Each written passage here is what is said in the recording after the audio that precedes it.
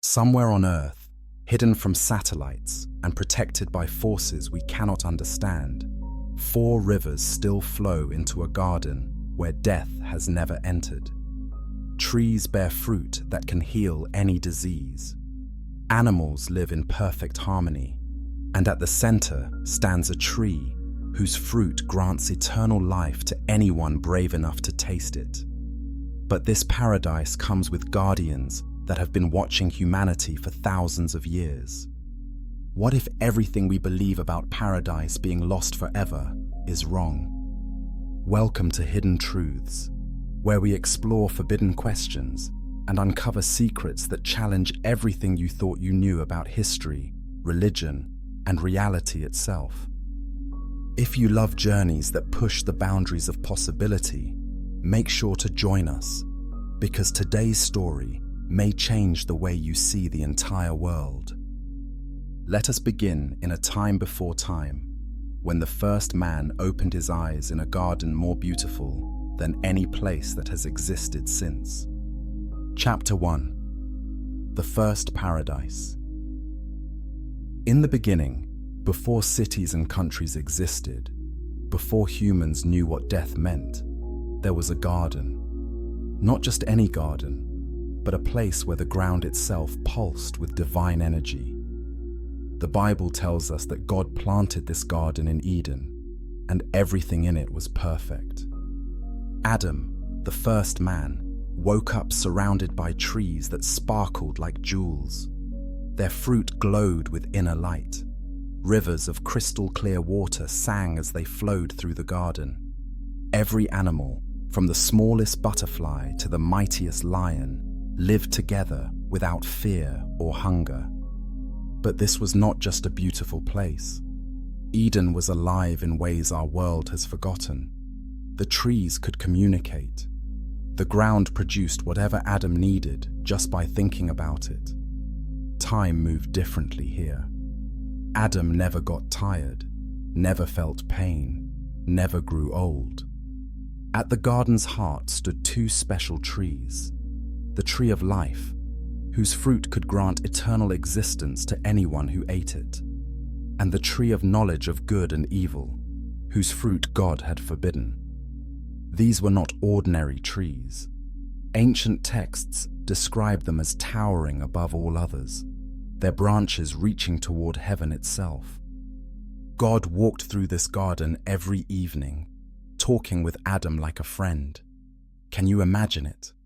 The creator of the universe, strolling through paradise, sharing conversation and laughter with the first human being. This was humanity's original home. This was what we were meant to be. Chapter 2. The moment everything changed. Then came Eve, formed from Adam's own rib while he slept. When Adam woke and saw her, he felt joy unlike anything the world had known. Together, they explored their perfect home, naming animals that approached them with curiosity and trust. Every day brought new wonders. Every moment overflowed with peace. But paradise had a visitor, a serpent, more cunning than any creature God had made, watched Eve as she walked near the forbidden tree. Ancient texts suggest this was no ordinary snake, but a being of incredible beauty and intelligence. Some scholars believe it was a fallen angel, disguised to deceive. The serpent whispered lies wrapped in truth. Did God really say you cannot eat from this tree? You will not die if you eat its fruit.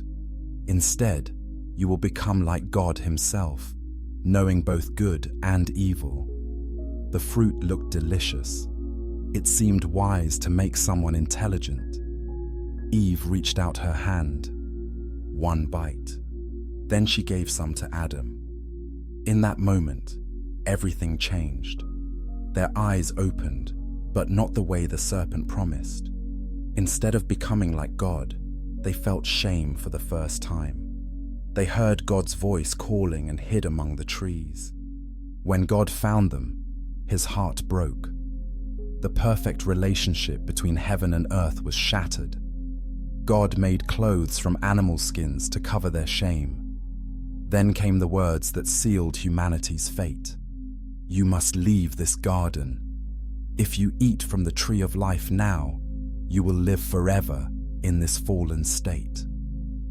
Cherubim with flaming swords took their positions at Eden's gates.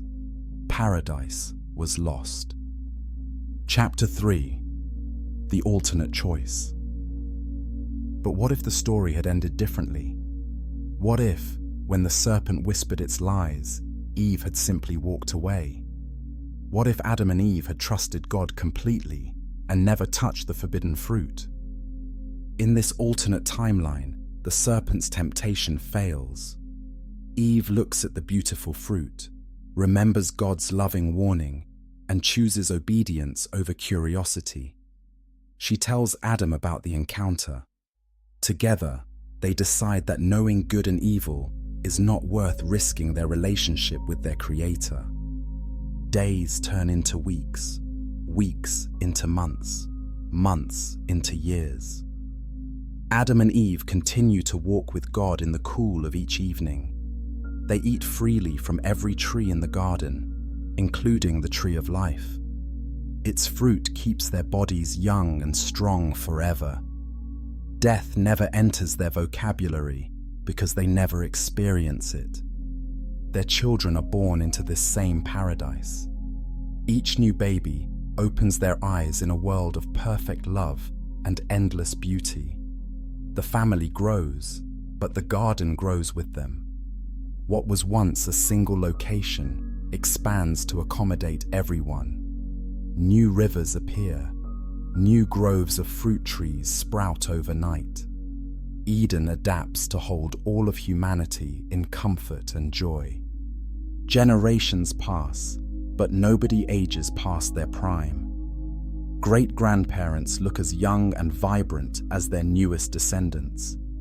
Families never experience the pain of saying goodbye. Love deepens over centuries instead of being cut short by death. Every relationship has unlimited time to grow and flourish. This is the world that could have been. This is the paradise we lost when our ancestors chose knowledge over trust, curiosity over contentment. But in this alternate timeline, paradise never closes its gates. Instead, it becomes humanity's eternal home. Chapter 4. Paradise Preserved. In our alternate world, Eden does not remain a small garden. As humanity multiplies, paradise expands to match their needs. God walks among his people, not just in the evening, but throughout each day. He teaches them directly, showing them wonders beyond imagination.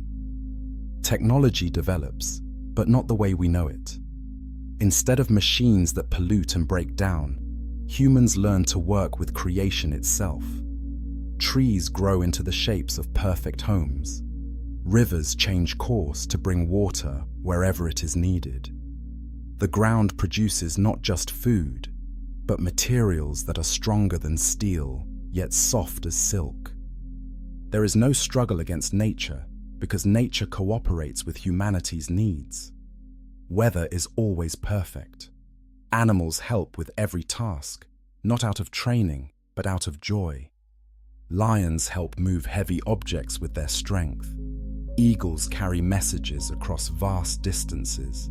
Even the smallest creatures contribute to the community's well-being. Work exists, but it feels like play. Adam's descendants become master gardeners, artists, musicians, and inventors. They have unlimited time to perfect their skills.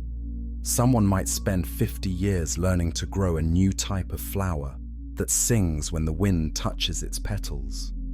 Another might invest a century in composing a symphony that captures the sound of starlight. Death, disease, and decay are foreign concepts.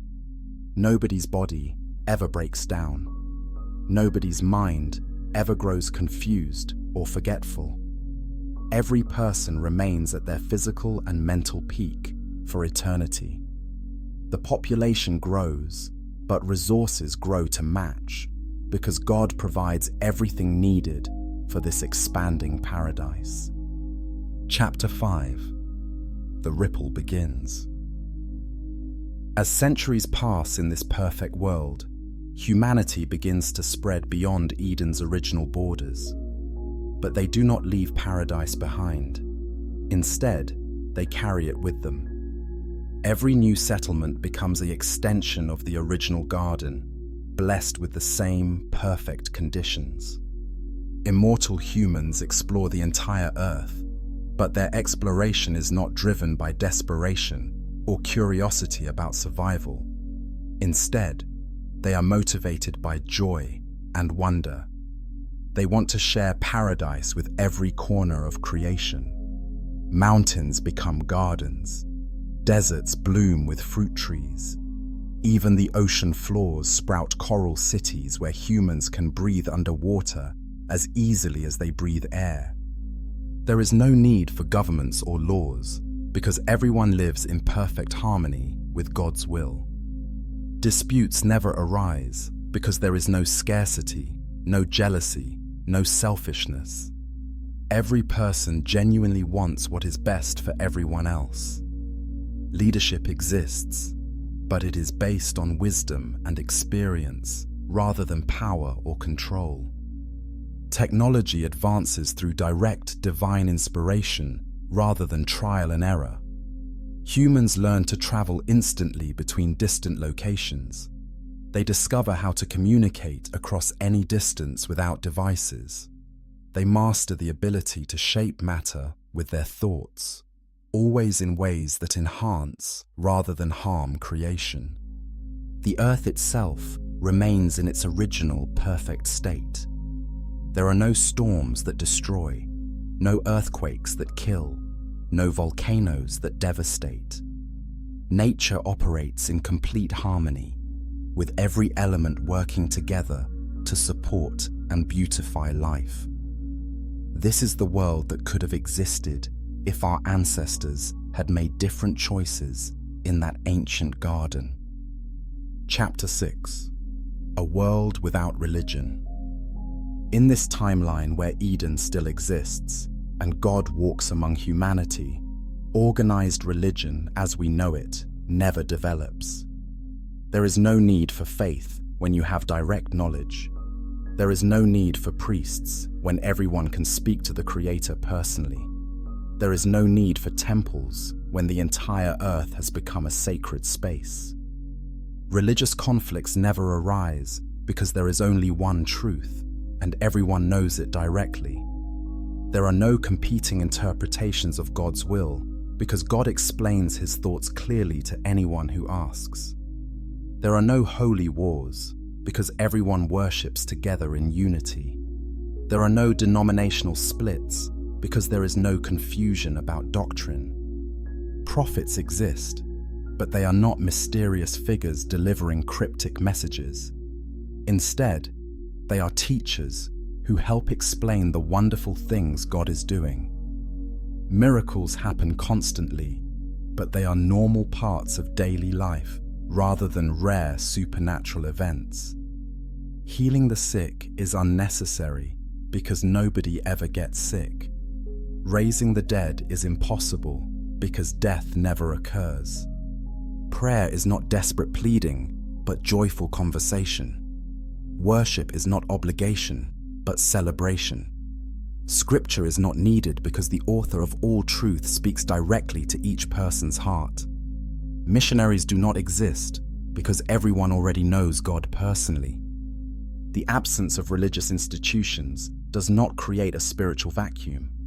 Instead, it allows for pure, unfiltered relationship with the divine. Every person experiences God's presence constantly. Every moment is filled with awareness of His love and guidance. This is what humanity was designed for before religion became necessary to bridge the gap between heaven and earth. Chapter 7. Science in Paradise. How would scientific discovery unfold when humanity has unlimited time and direct access to divine knowledge. In our perfect timeline, science and spirituality work together instead of conflicting with each other. Every discovery reveals more of God's incredible creativity and wisdom.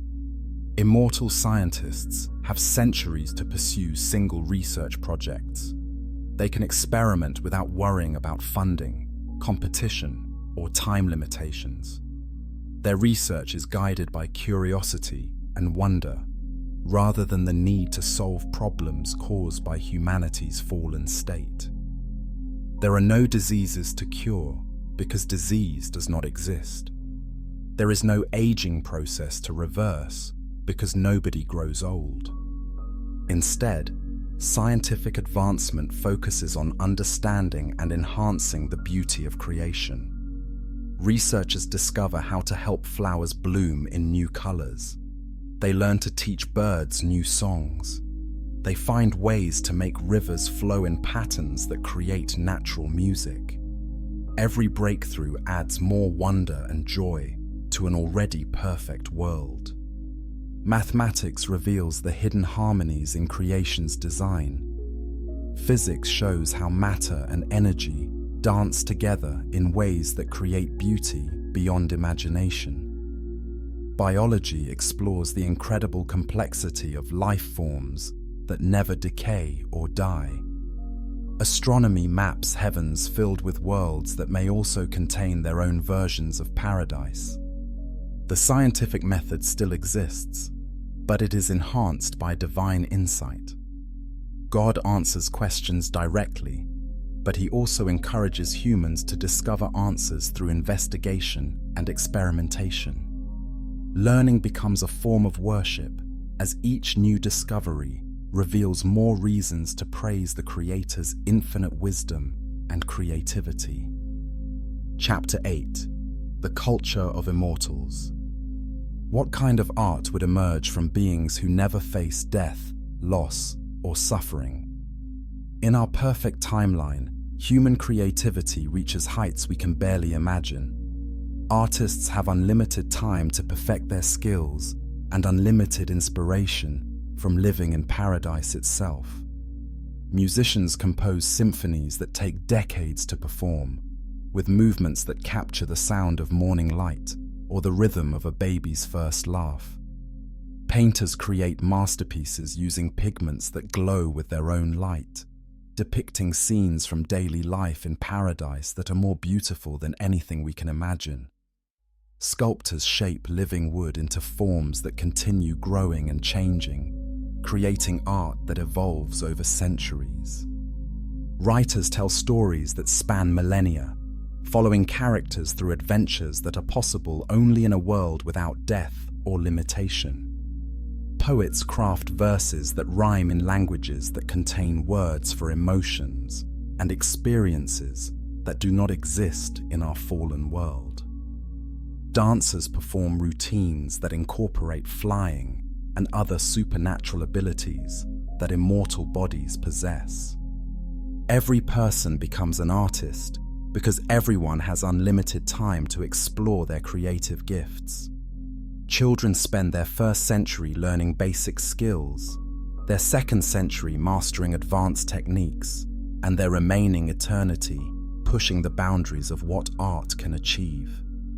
Masterpieces that would take lifetimes to complete in our world become simple weekend projects in paradise.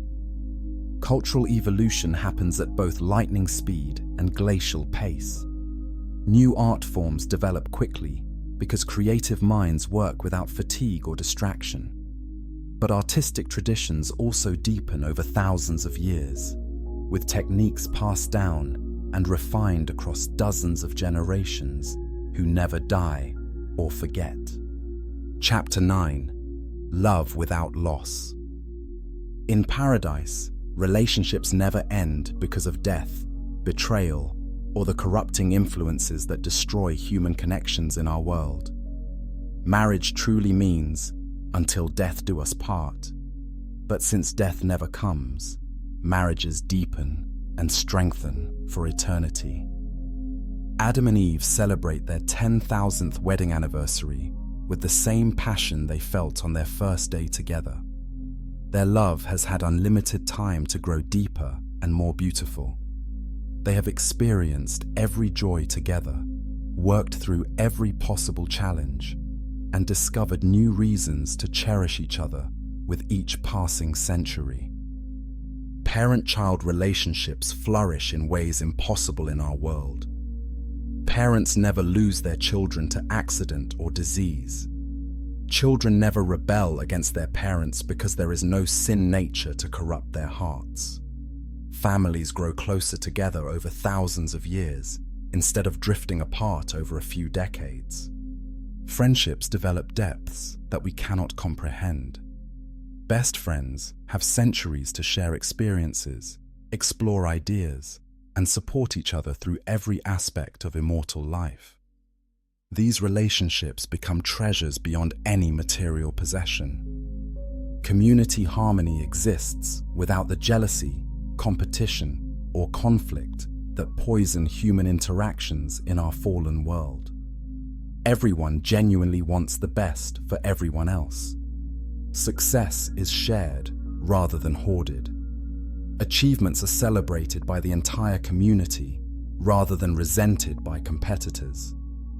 New forms of love emerge that we have no names for in our limited language. The love between immortal beings who have shared eternity together reaches levels of intimacy and understanding that surpass anything possible in our brief, broken world. Chapter 10. The Economics of Paradise. Money, ownership, and scarcity become meaningless concepts in Eden's abundance. The economic systems that drive our world simply do not exist because they are not needed. Everything is provided freely by a creator who owns all resources and delights in sharing them generously. Nobody works to survive because survival is guaranteed. Instead, people work because they enjoy creating, building, and contributing to their community's well-being. A person might spend 50 years crafting a single piece of furniture, not because they need furniture, but because they love the process of creation and want to give something beautiful to a friend. There is no poverty because there is no scarcity.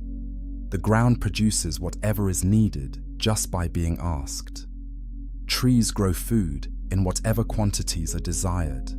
Materials for building and crafting appear wherever they are required. Energy flows freely from sources that never run out or pollute the environment.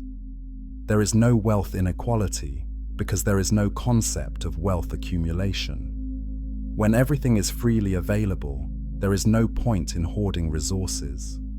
When everyone's needs are met completely, there is no motivation to take more than necessary. Generosity becomes the only logical economic behavior. Trade exists, but not for profit or survival. People exchange goods and services because they enjoy blessing each other and because variety makes life more interesting. Someone might trade a song they composed for a flower someone else grew, not because either person needs what the other offers, but because sharing creations multiplies joy. Leadership in this economy is based on service rather than control. Those who organize community projects do so because they enjoy helping others coordinate their efforts, not because they seek power or profit. The entire economic system runs on love, creativity, and the joy of giving rather than the fear of want and the drive to accumulate. Chapter 11. The Forbidden Scrolls. But even in our real world, ancient texts speak of secret knowledge about Eden that challenges the official biblical account.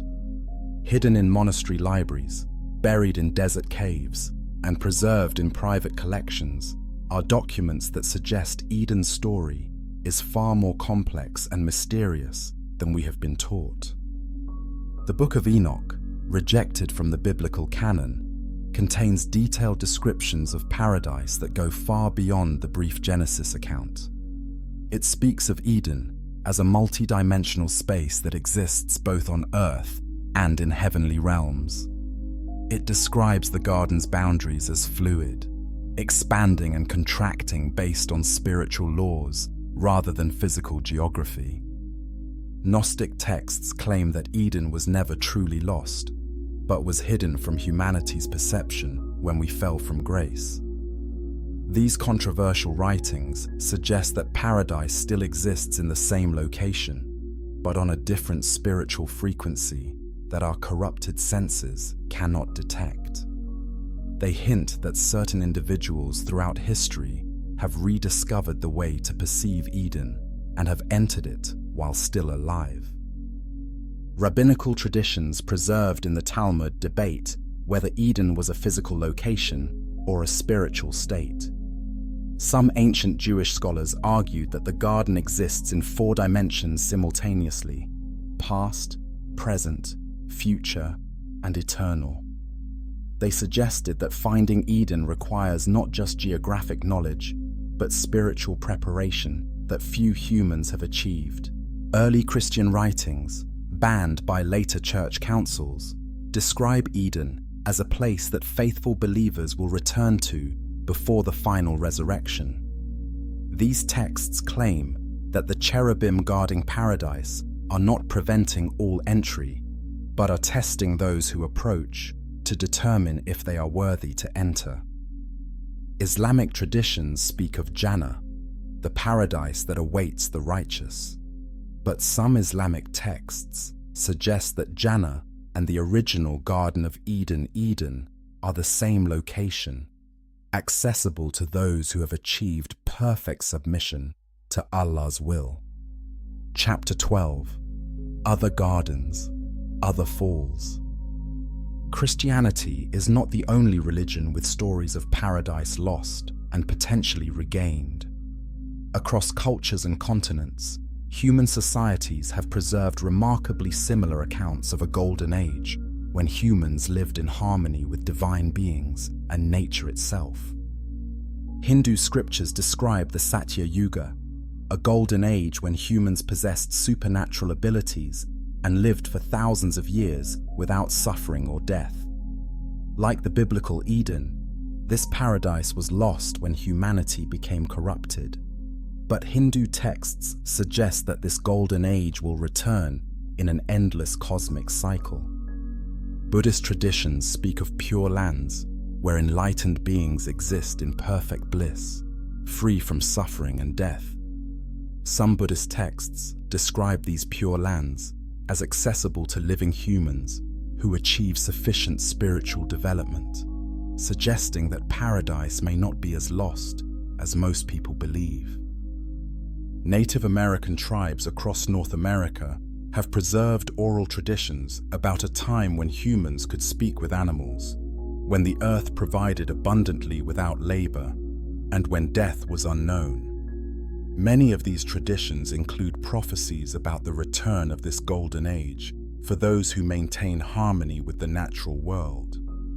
Ancient Mesopotamian texts, predating the biblical account, describe divine gardens where humans lived alongside gods before a great catastrophe separated the earthly and heavenly realms. Archaeological evidence suggests these stories may have influenced the Genesis narrative, but it also raises questions about whether multiple cultures experienced similar losses of paradise. Zoroastrian beliefs describe an ongoing cosmic battle between good and evil, with paradise representing the ultimate victory of good. These ancient Persian texts suggest that faithful humans can choose to align themselves with the forces of light and thereby gain access to paradisiacal existence, even before the final cosmic victory. These parallel traditions from cultures that had no contact with each other raise disturbing questions. Did multiple human civilizations once have access to paradise? Are there multiple Edens hidden around the world? Or do these stories represent inherited memories of humanity's shared origin in a single garden that was lost to all? Chapter 13: The Watcher's Secret. According to texts rejected from the biblical canon, angelic beings called Watchers were assigned to guard Eden after humanity's expulsion. But what if these supernatural sentinels are still at their posts, protecting secrets that could revolutionize our understanding of reality?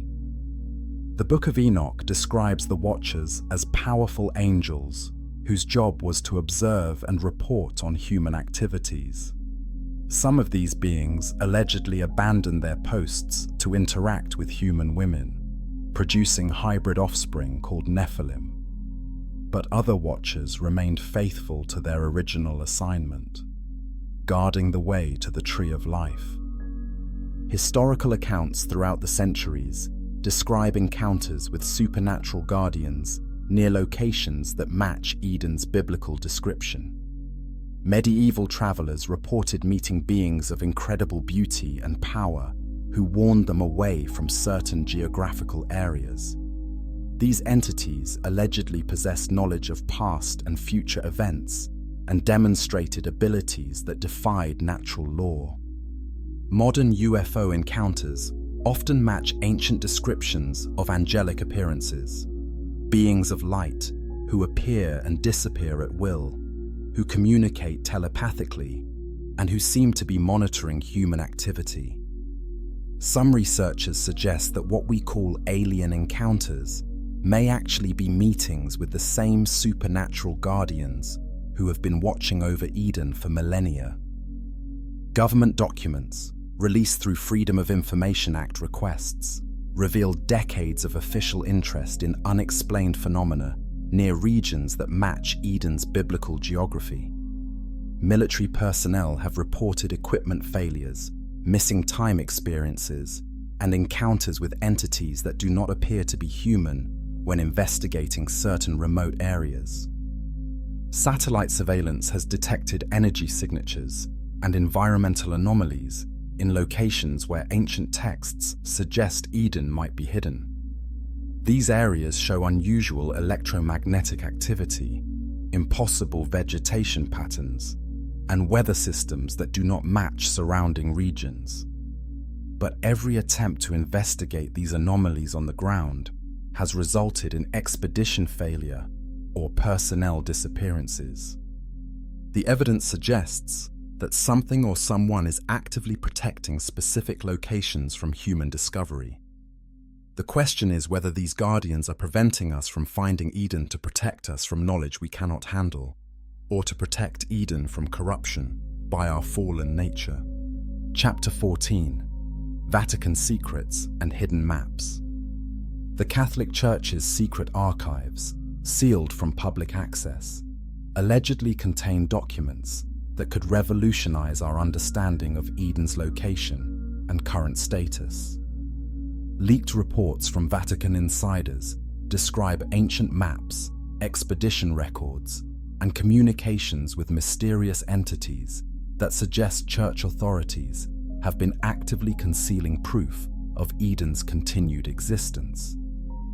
Medieval chronicles preserved in Vatican vaults describe Knights Templar expeditions that were officially recorded as crusades, but actually searched for the location of paradise. These documents allegedly include detailed geographic information, descriptions of supernatural encounters, and warnings about the dangers of approaching Eden without proper spiritual preparation. Jesuit missionary reports from the 16th through the 18th centuries describe remote locations where indigenous populations claimed their ancestors came from a garden where death was unknown and supernatural beings still walked among humans. These missionaries allegedly sent samples of unusual plants and materials back to Rome, but these artifacts disappeared into the Vatican's secret collections. Papal bulls from various periods contain cryptic language forbidding Catholic exploration of specific geographic coordinates. These documents do not explain why these areas are off limits, but they threaten excommunication for anyone who attempts unauthorized investigation. The coordinates mentioned in these bulls correspond to regions where modern satellite imagery has detected unexplained anomalies. The Vatican Observatory, one of the world's most advanced astronomical research facilities, has been monitoring specific regions of Earth using technology that far exceeds what is needed for standard celestial observation. Leaked reports suggest that this surveillance is not looking for stars or planets, but is tracking environmental and energy changes in locations that match ancient descriptions of Eden. Former Vatican employees have described seeing maps in the secret archives that show geographic features which do not appear on any modern cartography. These maps allegedly mark the location of 4 rivers that converge in a region that satellite imagery shows as empty wilderness, but which ground-penetrating radar reveals contain structures that should not exist. The most explosive claim from Vatican insiders is that church authorities have been in communication with the entities guarding Eden for centuries. These communications allegedly include negotiations about humanity's eventual return to paradise and warnings about the consequences of premature discovery. Chapter 15. The Heretical Question. What if the fall never actually happened the way we have been taught? What if Eden still exists because the biblical account was altered, mistranslated, or metaphorically misunderstood over thousands of years of transmission? Some biblical scholars argue that the Hebrew word translated as expelled from Eden could also mean hidden or veiled. They suggest that Adam and Eve were not physically removed from paradise, but were prevented from perceiving it due to their changed spiritual condition. In this interpretation, Eden remains in the same location, but exists on a different dimensional frequency that fallen humans cannot access. Archaeological evidence from the Middle East reveals civilizations that possessed advanced knowledge and capabilities that seem impossible for their time period. Some researchers suggest that these cultures may have maintained contact with Eden or retained knowledge passed down from before the fall. Their sudden disappearances from the historical record might indicate successful return to paradise rather than destruction by conquest. Remote tribes in various parts of the world claim ancestral connections to a paradise where their people originated. These groups often possess knowledge of plants and natural phenomena that modern science has not yet discovered. Some maintain traditions describing specific rituals and spiritual practices that allegedly allow worthy individuals to return to the original garden. Genetic research has identified DNA sequences in modern humans that do not match evolutionary models for natural development. Some scientists privately speculate that these genetic markers might represent traces of humanity's original divine design before corruption set in. If true, this would suggest that recovery of our original nature might be biologically possible. Energy readings from locations matching Eden's biblical description show patterns that cannot be explained by current scientific understanding. These areas demonstrate characteristics that should not be possible according to known laws of physics, suggesting that different rules of reality might operate in these regions. The most controversial theory suggests that access to Eden has never been completely closed, but requires spiritual development that few humans have achieved since the fall. Mystics, saints, and spiritual masters throughout history have reported experiences that match descriptions of paradise. Could it be that Eden remains accessible to those who have restored their original relationship with the divine? Chapter 16. The search continues. Modern technology has revolutionized the search for Eden's location. Satellite imagery, artificial intelligence, and advanced archaeological techniques are being used by researchers, governments, and private organizations in a race to find humanity's original home.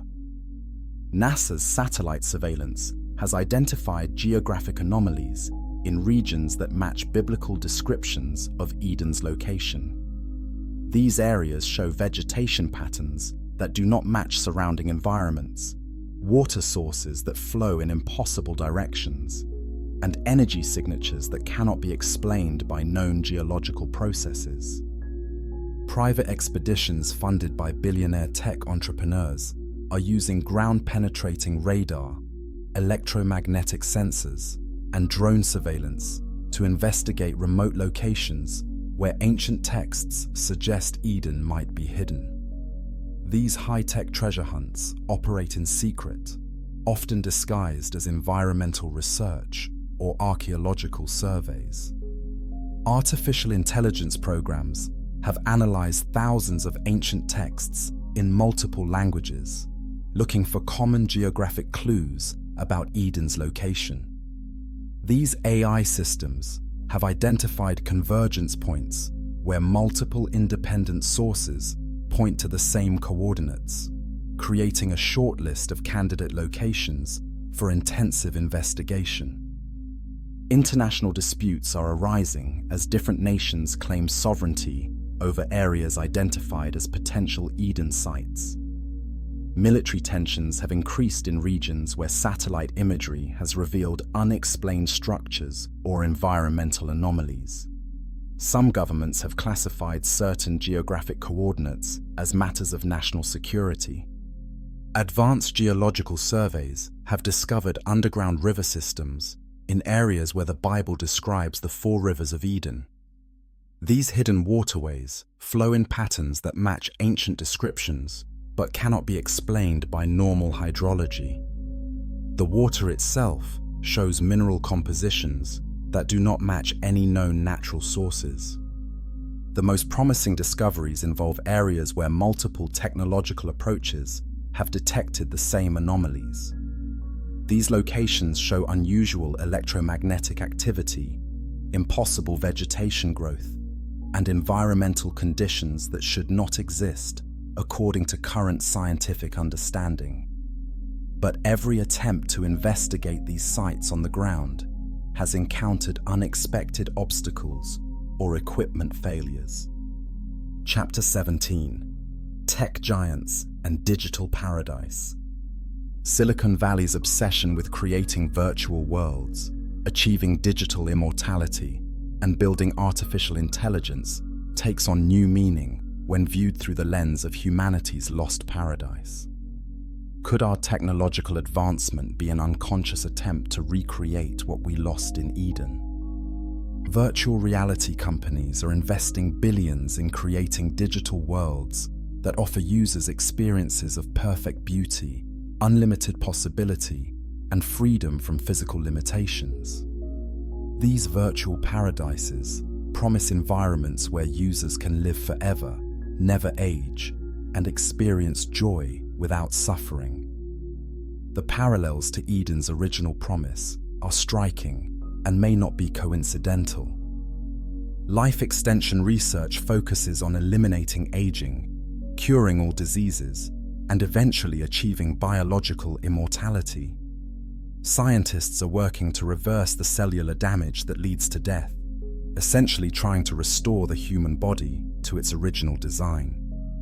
Some researchers privately admit that their ultimate goal is to recover the immortality that humans allegedly possessed before the fall. Artificial intelligence projects claim to be developing systems that will provide humanity with unlimited knowledge and wisdom. These AI entities are being designed to answer any question, solve any problem, and guide human decision-making with perfect intelligence. Critics note the similarity to the serpent's promise that eating from the tree of knowledge would make humans, like God, knowing good and evil. Social media platforms promise to connect all humanity in perfect communication and understanding. These digital networks are designed to eliminate loneliness, create global community, and share knowledge instantly across any distance. The goal appears to be recreating the perfect relationships and communication that allegedly existed in Eden before human nature was corrupted. Biotechnology companies are working to eliminate genetic defects, enhance human capabilities, and eventually redesign the human species to be stronger, smarter, and more resilient. This genetic engineering aims to overcome the limitations and weaknesses that have plagued humanity since we lost access to paradise. The most ambitious projects combine all these technologies with the goal of creating a digital paradise where human consciousness can exist forever in perfect virtual worlds. These technological heavens promise to restore everything that was lost when humanity fell from grace: immortality, perfect knowledge, ideal relationships, and freedom from suffering. Chapter 18: The Political Paradise. If Eden were discovered tomorrow, the geopolitical implications would be catastrophic. Which government would control access to paradise? Which religion would claim spiritual authority over the site? How would humanity handle the discovery that immortality and perfection are geographically located rather than spiritually earned?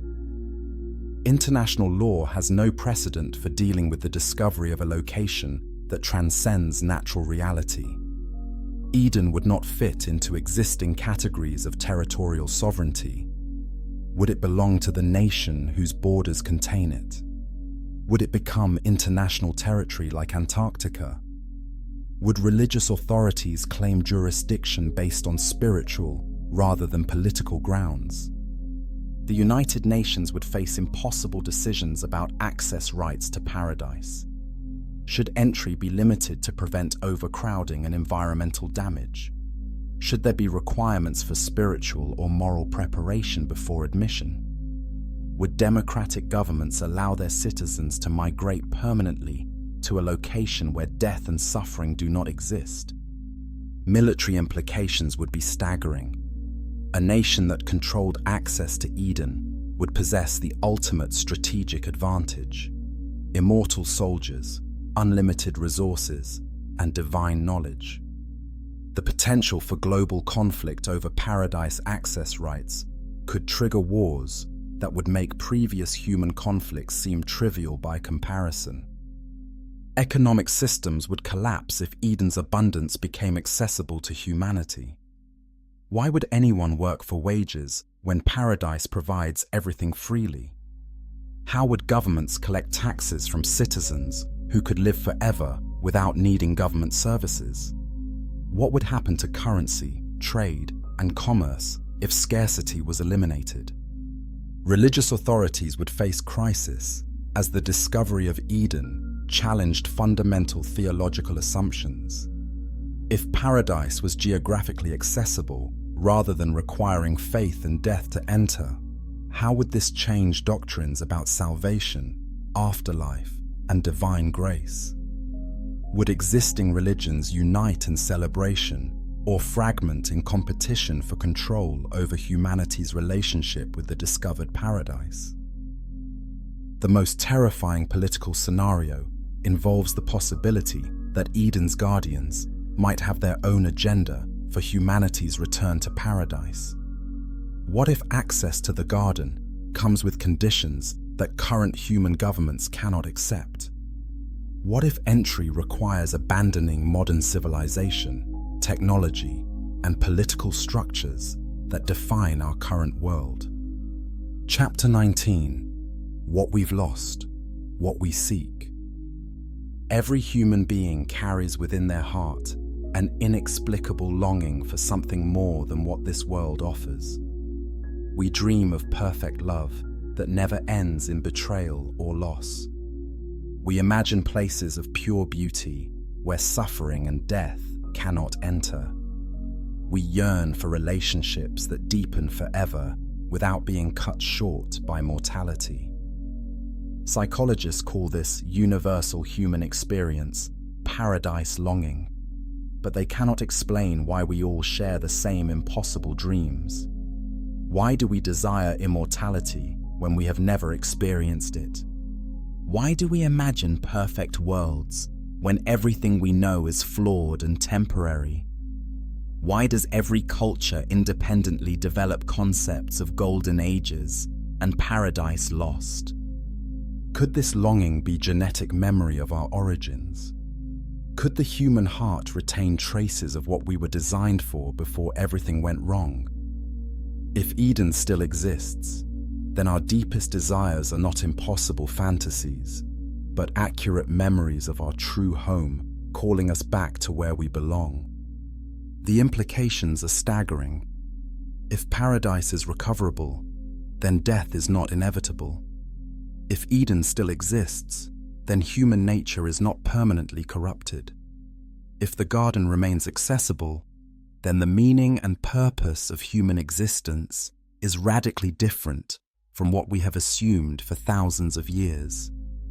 But recovery might come with a cost. Returning to Eden might require abandoning everything that has defined human civilization since the fall. Technology, government, economic systems, and even individual identity might need to be surrendered to regain what we lost. Are we prepared to pay that price for paradise?